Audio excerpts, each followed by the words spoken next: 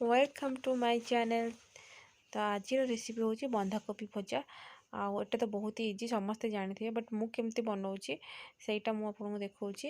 तो ये मुझे सोरिष तेल नहीं जाइए। सोरिष तेल नहीं फुटण पकईदेली। फुटण टे फुटीगला आम से पकईदे कंचा लंका। आम ये पकईदे ए कंचा लंका। कंचा लंका टी भाजी तापर आम पकईदे पियाज। और पियाज को आम टे लाइट ब्राउन है पर्यटन टे भाजी ने।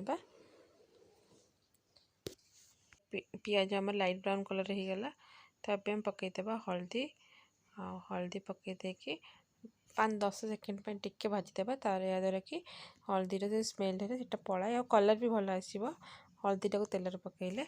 आठी मुझे छेचा अदा आ रसुण छेचिकी पकईदे 10-12टा रसुण आ 1 इंच अदा को छेचिकी पकईदे।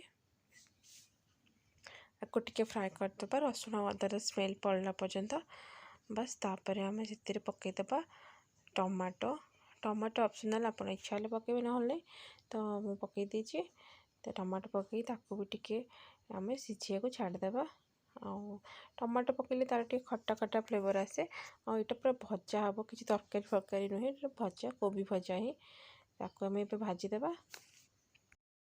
तो ये आम टे टमाटो सीझी जाइए। तो आम ए पकई दे चिकेन मसला। ये आप चाहिए जीरा गुंड धनिया गुंड भी पकई पारे। मुझे सब पकई मु खाली चिकेन मसला पकई देती अल्प बस। आपको टिके आम पुणी टिके कषि ने तापर ये गलापर आमर आम कोबी पकईदे। एबे आमर टमाटो मसला कषि जाइए। तो आम ये रखि कोबी को पकईदे। एठी मु किसी ग्रीन मटर नहीं। तो ग्रीन मटर पकईदे। आप चाहिए आलू भी पकई पारे। ग्रीन मुझे कोबी को ग्रीन मटर को भजा करी।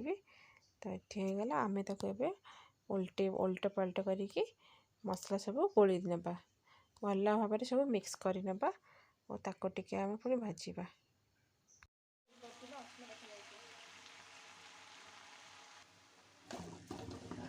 तो आमर ये कोबी भजा हो जाए मैंने आउ टिके अच्छे 90% हो जाए बस। आउ टिके आम भाजीदे। देखो आम कोबी भजा पूरा रेडी आम ये गरम मसला पकईदा बस। आम होगा कोबी भजा देखते अलग अलग गोटा गोटा होकर भजा होती बनइबे।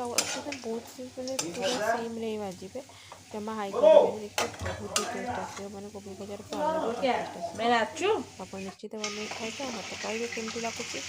Thank you for watching.